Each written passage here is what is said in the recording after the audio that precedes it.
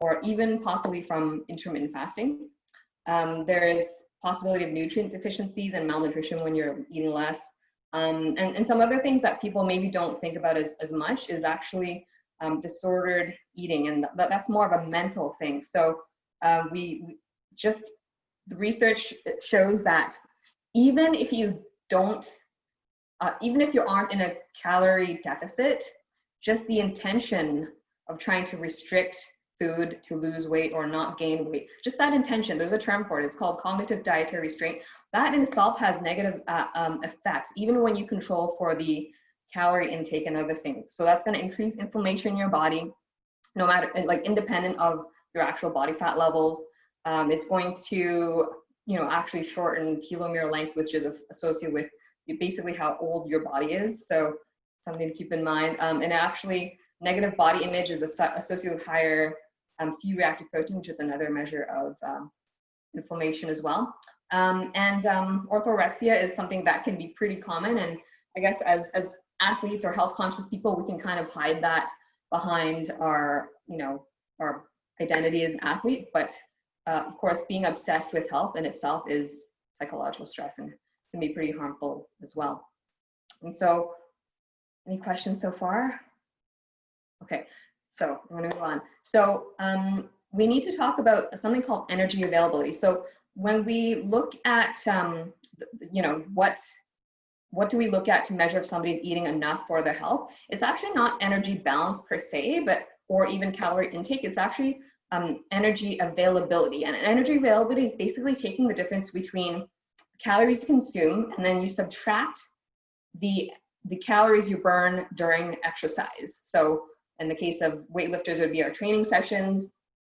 If it's like a endurance athlete, it would be whatever their training session is. And then so you take that difference and you divide it by your fat-free mass. So that's basically everything that's not fat. So your muscle, your bones and organs, and that's energy availability.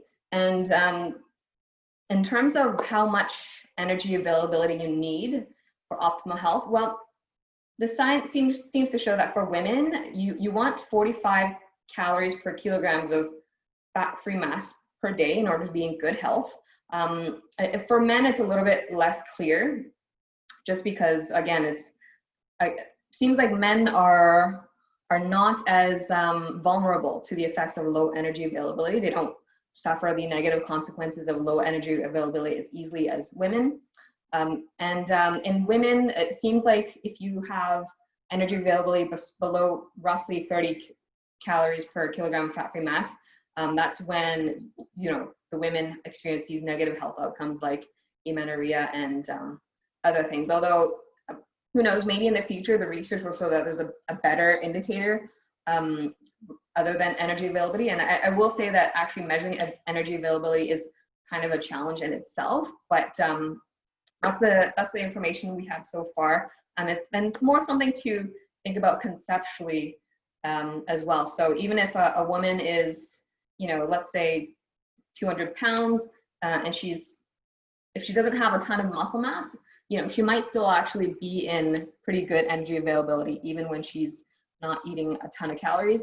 And on the other hand, conceptually, the equation shows us that if you're spending more time exercising, you are going to actually have less energy left over. And the reason that equation is important is because it is looking at, once you account for the exercise, whatever calories you burn for exercise, how much is left over for your other life processes. So if the energy left over after exercise is very low, that's when you're going to suffer, because there's less energy for all the other essential functions in life. And that's when the body's going to start shutting down what seems to be non-essential, which is like, the big one is going to be reproductive function and bone density. Those are big consequences of low energy availability. So red S, it stands for relative energy deficiency in sport.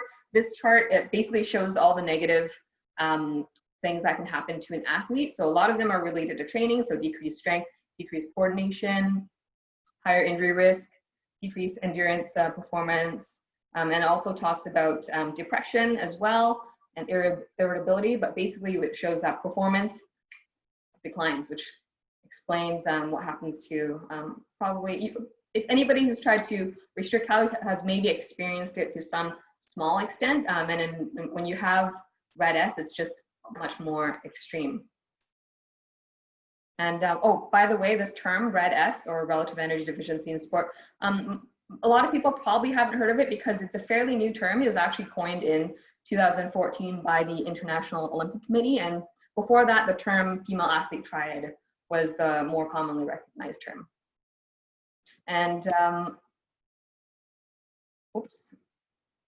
Yes, so interestingly enough, energy availability, it can be low enough to cause problems, even in normal looking people. So you guys who participated in that first survey, you guys had it right. So there's no specific body fat percentage or BMI that tells us whether or not somebody is not eating enough. And visually, people can look pretty healthy and still have the issues. So here's the slide shows like some examples of people who have RED-S. Like that's me in the middle. So bikini and bodybuilders, they are, pretty much all of them are going to experience the effects of RED-S and amenorrhea. Amelia Boone, she's a obstacle course or OCR type competitor, and she recently came out saying that she is trying to recover from that. And she was performing really highly, yet she still had a lot of these health issues. So it shows that some people can perform well and still have the issues. As for me, like the pictures that I showed, the first picture with the two other girls, that was the competition that sort of started all the issues. I was, I looked pretty healthy then, and then, I lost maybe like 3 pounds, so it wasn't a ton of weight that I lost, but that was, again, like kind of the last time I was sort of in a normal, healthy-ish state. And then I sort of took my weight loss a little bit further because I liked getting lean, and like I got into this disordered eating. And then at my leanest, you'll see in those bottom two pictures, at my leanest, I actually wasn't really super lean. I was a pretty normal looking girl that nobody would look at me and say, oh, you're too skinny or anything, because yeah, I was just kind of a normal person. And then on the left, of course, there shows one of my coworkers who was a teenage running athlete, and she got like she exercised a lot. So she's somebody who shows that does look pretty unhealthy. And so if we're looking now to optimize both your performance and health, you need to manage your recovery and build resilience. So there's a bunch of things that we can do to do that. So what's going to be really helpful is actually tracking some data. So if you are actually in the process of trying to lose weight, tracking your rate of weight loss is a pretty useful thing, and actually setting some expectations. It seems like losing weight at a rate of about 0.5 to 1% of your body weight per week is a fairly safe weight for most people that allows you to lose fat without losing too much muscle. Some other things to maybe track. I mentioned before that bone loss or loss in bone density is a concern when you have RED-S, and you can actually get a DEXA scan to check the bone density of your lumbar spine and your hip. And those are sort of the two places that people will look at for bone density. And you can maybe try to see if your doctor will give you a referral for it. If you're an older athlete, it's more likely that you will be able to get that from your doctor. I know personally, like even when I had referrals for the DEXA scan, I still had the public healthcare system didn't pay for it just because I didn't meet certain criteria, which is really frustrating. But you can actually pay for that out of pocket. In Surrey and in Vancouver, there's a place called Body Comp Imaging, and you can pay for it. And it's like, I think if you want bone density by itself, it's like 105.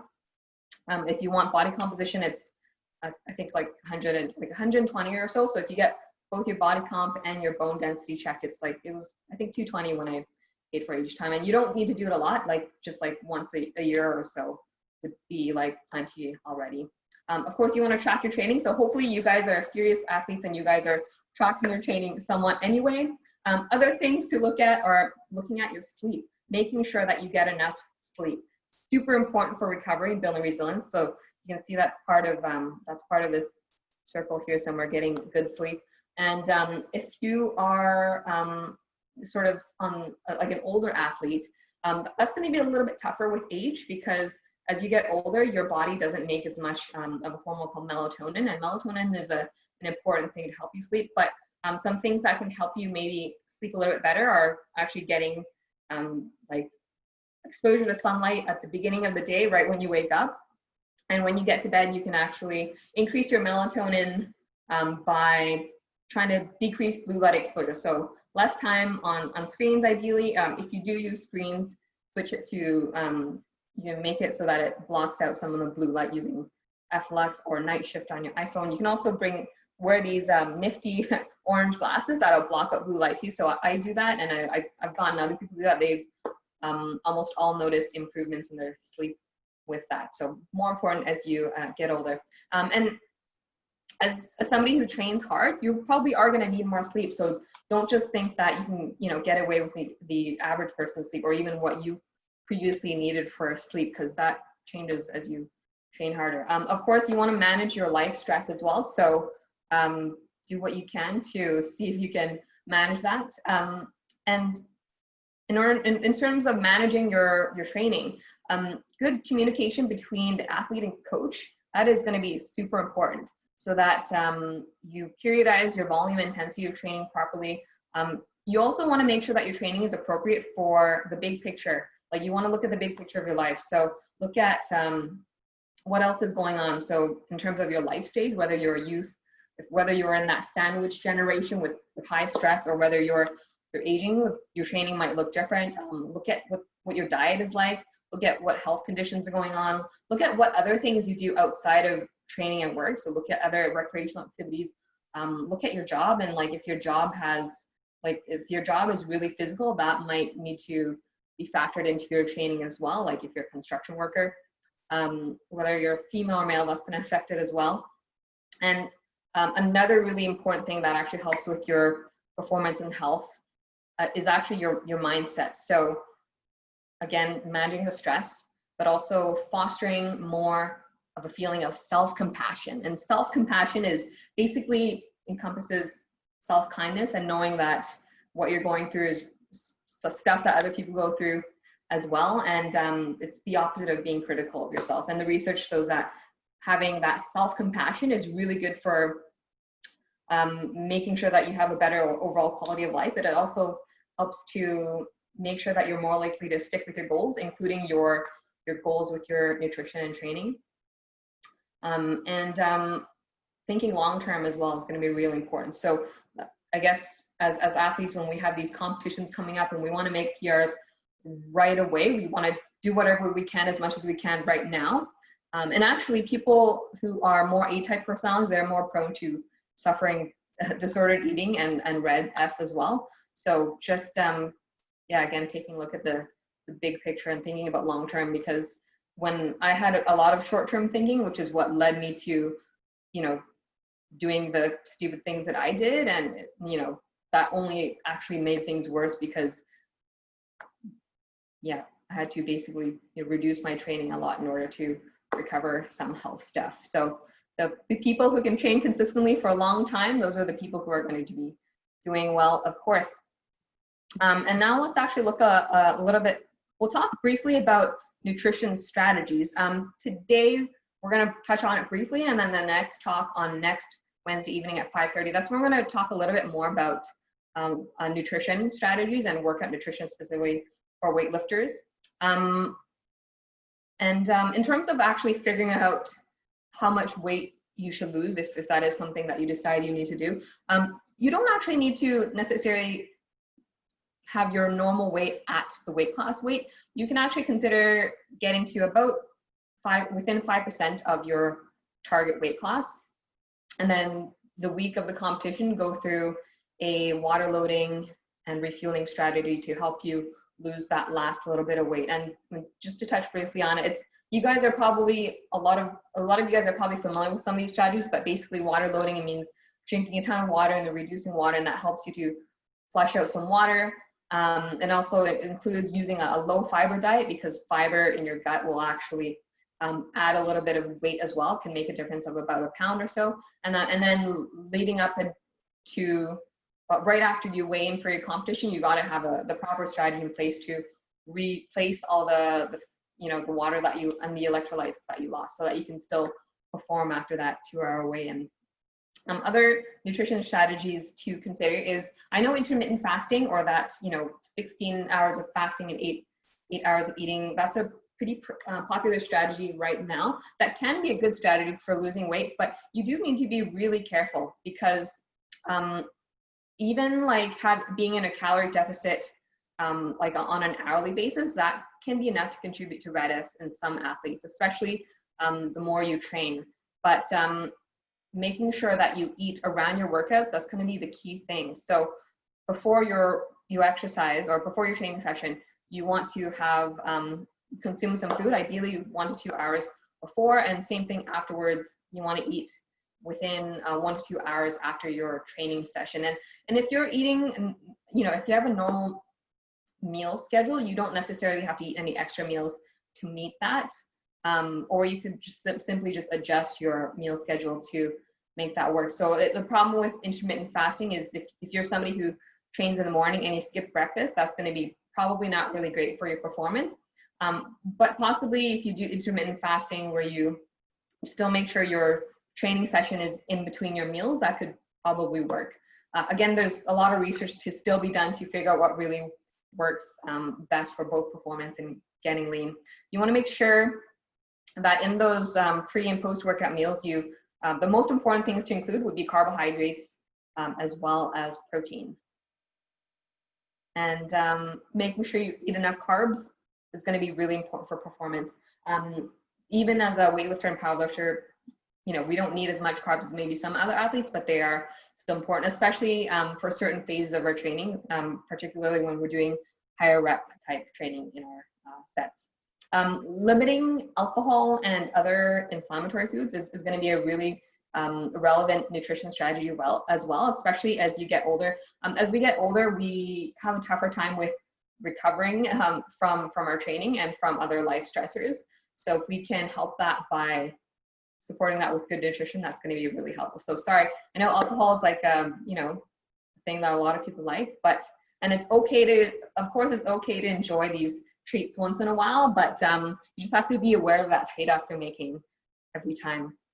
Appropriate supplementation could also be another consideration when you're training hard and limiting calorie intake. So some things which may be particularly relevant for strength athletes would, especially as you're on a calorie deficit, vitamin D, calcium, possibly some B vitamins, omega-3s. Omega-3s will help with support your hormones and to decrease inflammation as well. And collagen with vitamin C isn't a bad option as well. That's going to be really good for your tendons and ligaments and joints.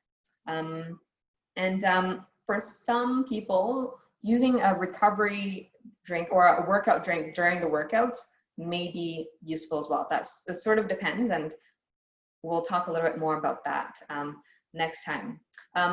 While you are in a calorie deficit in your attempt to lean out, one thing that can be considered is something called calorie cycling or carb cycling. So basically on some days you're in that calorie deficit to help you lose body fat, but on other days you eat higher calories and carbs, and either at maintenance level or even slightly higher. And there's some research that shows that maybe doing that will sort of minimize some of those negative aspects of being in that constant energy deficit. Any questions so far on workout nutrition? Okay, so we'll talk about more about that at the next session too. And so some signs and symptoms that an athlete is at risk for jeopardizing their health and performance when training hard and limiting food intake. They're going to include things like you guys already mentioned: impaired performance, frequent injuries and illnesses, and especially stress fractures or outright fractures. So again, bone density is something that can be really jeopardized when you're in low energy availability. Another sign to look out for is like a lot of preoccupation with food. or outright disordered eating. So it is pretty normal when you're in that calorie deficit that you're going to be thinking about food more. But if it's to the point where it's really impairing everything else that you're trying to do, that's potentially a flag for red S. Somebody trying to ask a question? I don't know. Okay, Brian. Yeah, we have a question from okay. Stella. She wanted to know how you identify someone as a mesomorph. As a mesomorph? Oh, okay. You know, I guess you're referring to that infographic. It's interesting because originally when Precision Nutrition came out with their workout nutrition stuff, it's they had these 3 different body types, and then they recommend certain nutrition strategies for that. And now they've actually updated that information, so they actually don't go by body type eating anymore. But I was actually talking to Krista Scott Dixon. She's the curriculum developer for Precision Nutrition. She talked about how like eating according to your sport type is still relevant. So I guess weightlifters can be often, they would be more like the mesomorph type typically, not always. And again, these body types, they're kind of blurry. A lot of people aren't necessarily in just one, so it's kind of hard to say. But the mesomorphic body type would be the people who tend to, they're not endurance athletes. They need to be strong. They need to have muscle mass for their activity. And they need to be explosive or exert high energy in intermittent periods. So the nutrition thing that infographic that is here, that would be the most relevant for weightlifters. And then I guess if you were more of an endurance athletes would shift more towards higher carb and lower fat. And so this thing, the mesomorph type eating, is sort of a moderate approach. So moderate carbs, moderate protein, moderate fat. If we were to go to the endomorph type, which is, I guess, typically for people who have a lot of fat to lose, or so actually more for like sedentary people, or for pure strength athletes like powerlifters when they're doing their more sport specific training, that would the other nutrition way of eating, which is higher fat, a lower carb. It is more suitable for them during that type of training where it's very, 1 to 3 reps at a time, and a lot of rest. Hopefully that answers that question. So don't worry too much about the body type eating, but it's more sport specific eating. Is that helpful? Yeah. I have a quick question. How many meals a day are we talking about for these portions? Yeah, that's actually really going to depend on you. 3 to 5 meals per day in general would be good for most athletes, probably. But it's probably more important for performance and health that you make sure you eat around the workouts. Mm-hmm. And actually, I guess if you were to, train twice a day, you'd want more meals to make sure you have your nutrition before and after. But there's some flexibility, and that might differ depending on your day as well. For a day when you're not really doing much, maybe you can get away with fewer meals. But it's very non-prescriptive in terms of how many meals you need, just as long as you get the pre and post workout nutrition in. All right, cool. I'm gonna move on unless there's any other question right now. Okay, cool. So some signs and symptoms to watch out for that could indicate RAD-S. So we were just talking about preoccupation with food and possibly disordered eating. Mood disturbances like depression or irritability, that's another sign. And the big one is actually disrupted reproductive function. So in women, that'll be loss of menstruation. In youth, delayed puberty is a sign as well. So we definitely want to avoid RAD-S in kids, because that is a huge risk.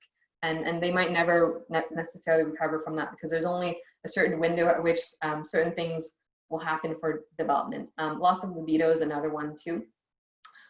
Sleep disruption is another sign. So if you're sleeping a lot less than usual, and because you can't sleep, that's a sign. If you're waking up at night to urinate, that's kind of a sign that your body is stressed. So if you used to be able to sleep throughout the night and now you're waking up at night to pee, that's a sign that there's some hormonal changes going on that aren't really ideal.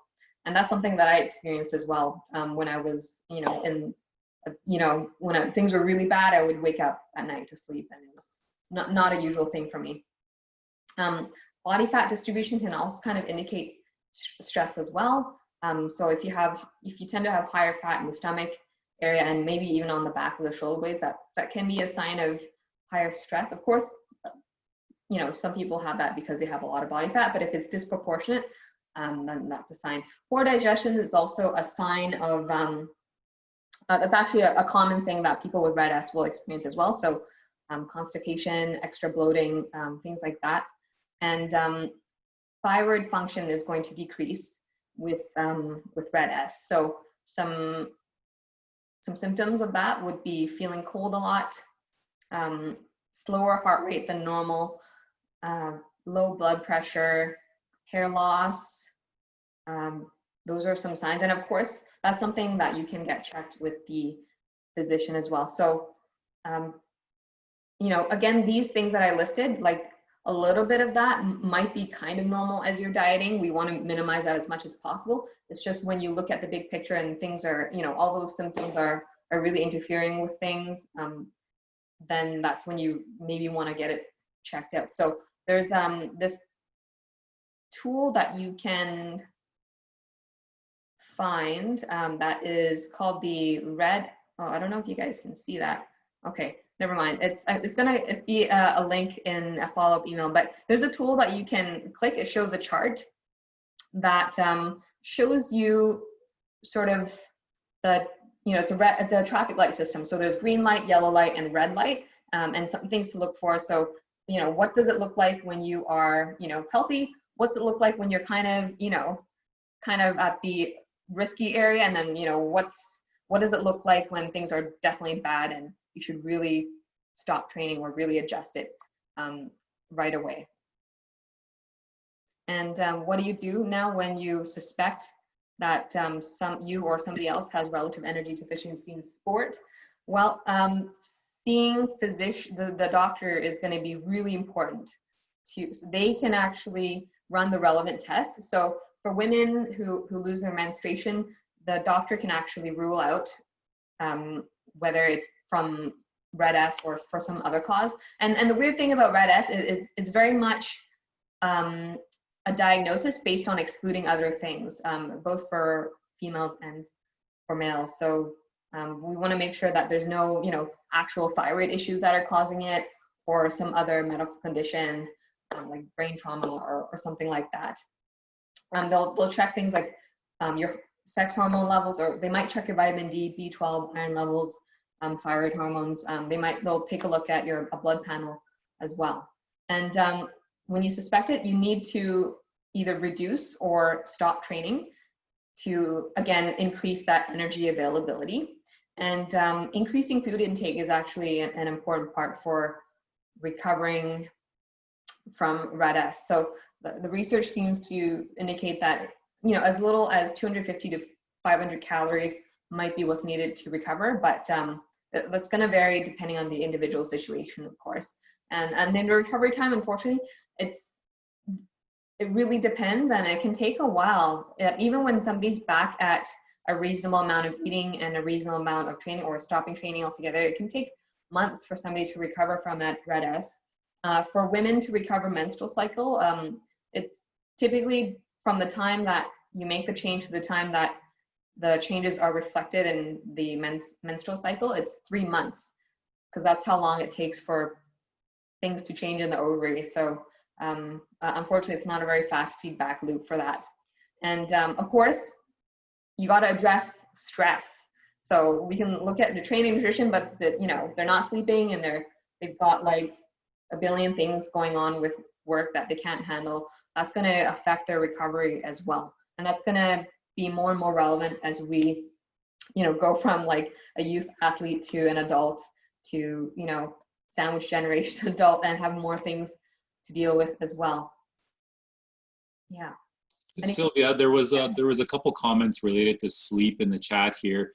Do you have any maybe tips or personal experiences or changes that you've made that might maybe link some nutritional habits to sleep improvement? Oh yeah, nutrition does affect sleep. So it's a weird thing in that if you don't eat enough, you can have disrupted sleep, especially if you don't eat enough carbs, because you need to produce melatonin. But if you eat too much, especially too much before bed, that can make you have poor sleep as well. And that's because basically what disrupts you from sleep sometimes is when your blood sugar goes really low, and then your body as a response will actually release certain hormones to try to bring the blood sugar back up. That's like adrenaline and cortisol. So if you generally eat a reasonably healthy diet, you should be okay, but maybe not eat too late before bed, or if you do eat before bed, try to not eat anything that's going to give you a big sugar crash later on. But yeah, eating carbs is pretty important for sleep. And then just generally avoiding alcohol is going to be pretty helpful for sleep, because alcohol decreases your sleep quality. Yeah, those would be the main things. Getting sunlight in the daytime is probably pretty helpful as well as blocking out blue light. So as a follow-up question, maybe an example or two of what would be a good food to take in. Hypothetically, let's say we have training that runs until like 7 or 8 p.m. We finish our session, we're hungry, but now we want to make the choice of putting a proper food into our body so that we can regulate our blood sugar overnight for good sleep, but also satisfy the replenishing of the calories. Yeah. You know, and as always, you actually have to look at the whole day of eating as well. So even if you eat carbs but after that evening training session, if you're still not eating enough carbs for you, you can still have disrupted sleep. But I would look at making sure you don't overeat. Like, I guess generally for most people, eating roughly 1 to 2 or 3 portions of carbohydrates will be good after workout. Like, and the portions are, I'll talk a little bit about that next time, but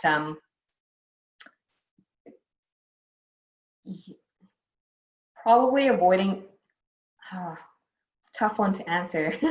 I mean, because a lot of things could work. Like you could go for, you know, your rice, potato, sweet potato. You can go for like after workout is actually not a bad time to go for some of the higher sugar stuff, just because your muscles are going to be absorbing the glucose to replenish the muscles.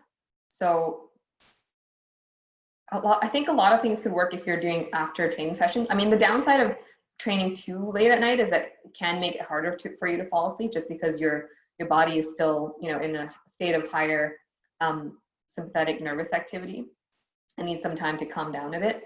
But I guess if you're not training and then you were to eat something sugary, that might be more disrupting to your sleep compared to if you were to eat that right after training. Yeah, sorry, it's gonna have to depend on like sort of the big picture. And another thing to think about is to try things out and see what's working, and then adjust things and then see how that changes things. Just because things are so individual, it's going to be based on what are you actually doing during training, what else is going on in your life, what's the rest of your week like, what's the rest of your day like. So sorry I couldn't give a very precise answer, but it kind of depends. Yeah, no, I wasn't looking for a specific answer. I just wanted to have the participants conceptualize some ideas for their own purpose. So just food for thought. Yeah, I mean, hopefully, like, hopefully at the next talk I can sort of give a little bit of more useful, specific information. But yeah, if something that you're doing is working for you, then that's good. And you can, you've got track your sleep and then try something else, see if that improves or makes it worse. And that's probably sort of a really good way to go for everybody. Yeah, so cool. So moving on. So if, I guess a common thing that people will ask about is what to do if fat loss stalls, even if you're not eating a lot already. So it's going to be important to take a look at what's really going on. So sometimes it's helpful to have somebody help take a look at your specific situation, to take a look at what is your actual calorie intake like, and versus what's your activity like. So of course, that's going to be like probably the most obvious thing to look at initially. Otherwise, again, looking at stress and resilience, those are going to be really important. So looking at making sure you're sleeping enough, that's going to be really helpful. It changes a lot of things in your body, and it helps with muscle gain as well as fat loss. Looking at stress, we know that stress can make it tougher to lose fat, and especially losing fat in that stomach area.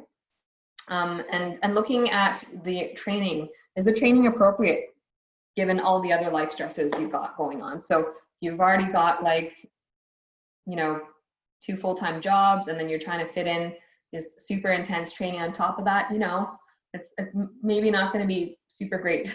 So the other thing, if you've looked at your energy intake and your activity, and you've managed your sleep and your stress, consider maybe taking a break from dieting. So if you're, as we talked about, being in a chronic energy deficit is actually a stress on the body. So maybe taking 3 days to maybe even 3 months, see if that helps you just decrease some of the stress that's going on in the body. Sort of what's really helpful about diet breaks is that actually is really great psychologically, because one of the things that can happen from chronic energy deficit is you're thinking about food a lot, and that's kind of a normal response. Your appetite goes up. It's a lot harder to feel full from eating, and taking that break from dieting will actually help you. And like if you do it for 3 days back at maintenance levels, it's going to help you reset some of those hunger and satiety hormones so that your appetite kind of goes back to normal. And if you decide to take like a longer diet break for like several weeks to like 2 to 3 months, that's actually going to be a really great opportunity for you to teach the body how to stay at your new lower weight as well. So a lot of people can lose weight, but actually keeping it off can be a really tough thing. And there's a theory called the set point theory, where your body, the theory goes that your body's going to be trying to defend a certain body weight. It wants to stay at a stable weight because it likes things to be constant. So when you lose weight, you're sort of just going below that set point. Your body's going to try to get you back to that previous weight. And if you lose weight and you stay at that newer weight for 2 to 3 months or so, that might be enough to teach your body a new set point. And it's a good time for you to practice those really good habits and practices that helped you lose that weight in the first place. And calorie cycling is another option that you can consider. So calorie cycling, again, like I said, it might help you sort of not have as many detrimental hormonal effects when you're in an energy deficiency. So one way you could do calorie cycling is you could, on your lower training or days when you're not training, you could actually just eat less in those days. And then on days when you're training harder, that's when you would eat at maintenance levels or even slightly higher. And that's a really good way to, on average, still keep you in that negative energy balance to lose weight, but still feel good and perform on your harder training days. Yeah, that's a great strategy. I used that one time, and I was just wondering what the variable would be, like how much of a difference. Yeah, I guess it's going to have to depend on what your training program is like and how fast you're trying to lose weight. So I mean, generally, if you aim to lose weight at a slower rate, you're going to be a little bit more likely to be able to stick to it and not regain the weight, as well as your appetite, and the other bad things that happen with dieting, they're not going to be as extreme. So there's research on a type of calorie cycling called the 5-2 diet, where on 5 days a week, people eat normally. On 2 days a week, they eat at like roughly 500, 600 calories. That's been shown to be successful. I know it's tough. But yeah, there's a logic to normal it. eating. Yeah. That's it, yeah. Yeah, and there's also research on like alternate week dieting, where they have 2 weeks at a negative energy balance and then 2 weeks at maintenance, and then they sort of alternate that. So those people, they do take longer to lose weight, but they're more likely to keep it off, Yeah, and they that lost makes sense. less muscle mass compared to people who went on that chronic diet or the chronic consistent energy deficit. So there's different ways to do it. Once a week, intermittent fasting is another way, where 1 day a week you don't eat for 24 hours. So that seems to be maybe not as likely to cause hormonal problems compared to like an 18, or what is it, the 16-8 intermittent fasting, where people fast every day. So I guess it's hard to say what's going to work for you individually, and there's still a lot of research that needs to be done to confirm these things. I was just listening to a podcast on that today as well, so I can try to send you the link on that. But yeah, and that's where like taking a look at collecting data and really tracking on your own, and maybe just trying one thing at a time to see what works for you is most important, because things are going to change based on individual circumstances, as well as your own circumstance based on where you are at in life with everything else that's going on. But it is something to consider if you're used to doing that chronic energy deficit or trying to, and it's fat loss is stalling, but you feel like you could still lose some fat safely. It's something to consider trying. And then like even with training, of course, we know as in training we periodize a training. So within the week there's going to be some higher volume days, some higher intensity days, and rest days and stuff. So it makes sense that we should do that with our nutrition as well, and we can do those things together. And within our training as well, looking at what's the balance of training sessions that are high in the sympathetic or high intensity, high stress activity, sympathetic activity, versus the parasympathetic activity, which is more calming and relaxing. So sometimes shifting that balance can be helpful. So that's where things like doing stretching, or people like yoga, or these really, really gentle cardio activities like walking, or like low intensity cycling. Those are more parasympathetic activities, and those have a lot of benefits as well. Also, one thing that happens when people are in an energy deficit is they'll tend to just move less because they're tired, and that's really normal. So you notice that you might want to lean more, or you might want to sit more, and you want to walk less. That's a pretty normal response, because your body again is trying to stay, it doesn't really want to lose weight. So actually finding ways to increase your non-exercise movement can be a really useful thing as well. So some people will need to actually intentionally hit certain step targets to make sure that they don't just move less because they're in that low energy state. So and the good thing about like things like walking or some other like gardening or some other low intensity activities is that they get you to burn more calories, but they're not stressful on the body, which is really important, because managing stress is important for performance and fat loss. And Sylvia, just to cut in for a bit, we're just approaching 1 o'clock here, so just want to make the awareness of time people are in case they have other commitments. So just an FYI. Yes, thanks, Raf. So yes, I'm fairly close to being done, but if you guys can stick around, that would be great. So again, if you think that there might be some other things going on that require medical investigation, that is something to consider as well if you've tried all the other things we talked about. So again, seeing the doctor, you can maybe get tested for, you can get your hormone, your reproductive hormones tested, and your thyroid hormones tested to see if those are in normal range.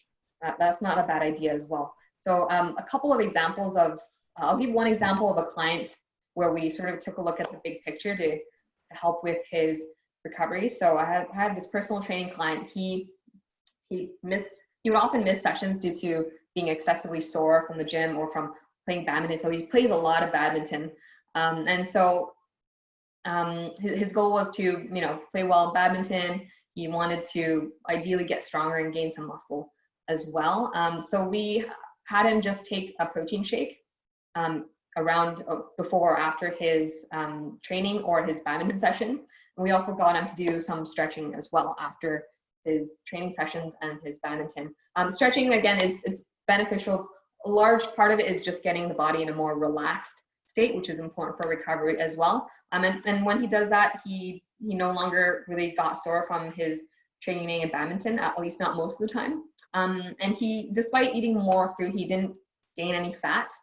And interestingly enough, when he went on vacation for I think it was a week or two, he didn't train during his vacation, but he did get more sleep.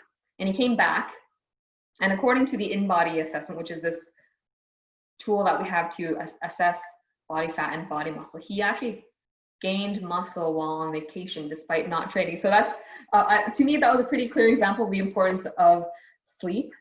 And you guys, as part of signing up for today's webinar, you guys get a free gift. It's going to be my Get Lean and Hit PRs Without Counting Macros guide. I'm going to be sending that out after the next webinar, which is next Wednesday at 5:30. And take home messages for today: eat carbs and protein before and after training sessions. You got to train smart with your volume, intensity, and specificity. Those are the three main things you want to focus on if you are getting lean and trying to hit PR. So work with your coach accordingly. The volume and intensity, those are going to be really important for maintaining that muscle mass.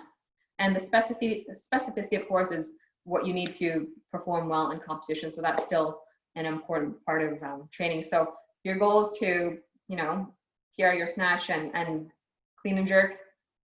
Spending more time doing those types of things makes sense, of course, as opposed to, doing a bunch of rowing or something, which rowing is good, but it's not as specific if you have limited time to train and limited time to recover from. Of course, manage recovery with rest and stress management. Think like a scientist. That's a really big takeaway. You want to gather data and adjust things accordingly to see what works for you in terms of your training and nutrition recovery. Got to account for you and what's going on in your life at this time. And of course, the last thing is be aware of red S and seek medical attention if needed. It probably wouldn't hurt even to get some baseline testing as well.